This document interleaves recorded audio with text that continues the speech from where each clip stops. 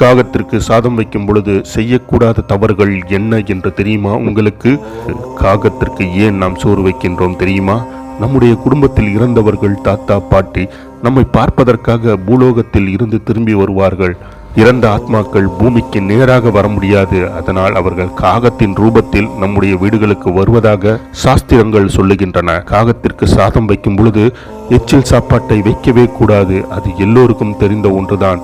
சாதம் வதித்தவுடன் எடுத்து வைத்து விட வேண்டும். காகங்களுக்கும் மாடுகளுக்கும் எச்சில் பட்ட எதுவுமே வைக்கக்கூடாது. மாடுகளுக்கு சாப்பிட்டதில் காய்கறிகள் ஏதாவது கிடைத்தால் எச்சில் தண்ணீரை மாடுகளுக்கு சேர்த்து ஊற்றக்கூடாது. காகத்துக்கு சாப்பாடு வைக்கும் பொழுது பெண்கள் மாதவிடாத நேரத்தில் கணவன் மனைவி ஒன்று சேர்ந்த நேரத்திலும் காகத்துக்கு சாப்பாடு வைக்கக்கூடாது. எந்த ஒரு தோஷங்கள் யாருக்கு இருந்தாலும் தினமும் எச்சில் படாமல் சாப்பாடு வையுங்கள். பசுக்களுக்கு பழங்களை வாங்கி கொடுங்கள். இவை உங்களுடைய தோஷத்தை வெகு விரைவாக நிவர்த்தி செய்து